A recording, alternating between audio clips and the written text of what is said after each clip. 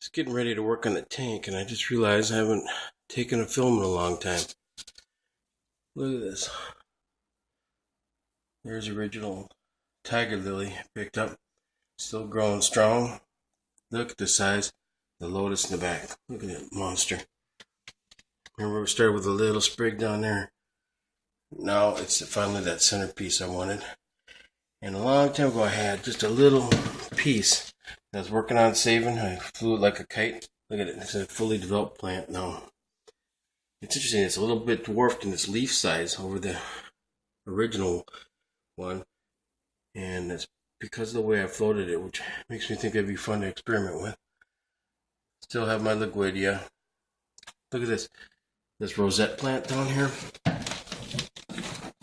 A little sunlight coming in. The rosette plant, look at it, it's got a stalk going up. And it's got 1, 2, I think a third one somewhere. But those are little baby rosettes that I don't know what I'm going to do with them. This tank is so full. That's another interesting thing. If I back off and look here, well, the Liguidia, I trimmed it down. I didn't like it. Just trying to let it restart to grow. Anyways, if I back off, you notice I used to have pots and things in here and rocks. There's no room. This aquarium is so chock full of plants. There's no room for anything else, and it's deep like a forest all the way back. Let me pan so you can see the back. You notice those reeds? The reeds grew up to the top, and you see those long lines of them. I'm not doing a very good job here, but there's the reed plants. I don't know if this is coming through on the camera, but a huge portion of the plant, the aquarium is taken up with these reeds. This Amazon swords are doing really good. Now I trimmed this one down and moved it, trying to get, because as the lotus was growing, I needed more space. Kind of pissed me off because it's kind of stunted it, because these two used to be about the same size. So I don't know what I'm going to do with that. Right there is one of my Reuben swords. There's another big old Reuben sword right there underneath there.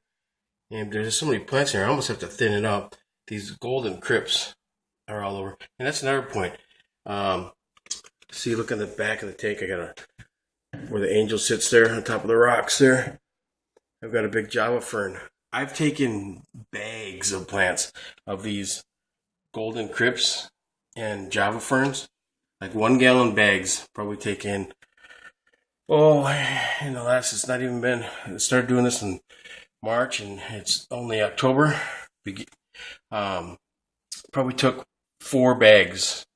I mean, talking about 1 gallon freezer bags of plants out of here back to the pet store of Java ferns and crypts. That's how much things are growing. Oh, there's one of my little Reubens hanging from the string doing the same project. It didn't develop enough root, so I found this trick. What you can do if you got a little plant, tie a string, see if I can get on there, tie a string around him and float him, and then he'll develop a root structure and you can replant him. It's just a cool little Reuben. I didn't want to lose him. But anyways, guys, that's the tank. Now, what are we looking at? 5 months later. And it's an old established tank already. It looks like it's been here for years. This is 5 months working with the right guy, using reverse osmosis water, getting the right kind of lighting, using liquid plant fertilizer, using substrate, iron rich. It looks like clay. I can't think of the name of it right now, but you guys will see it if you go ask for it. Put it under the substrate, and then you end up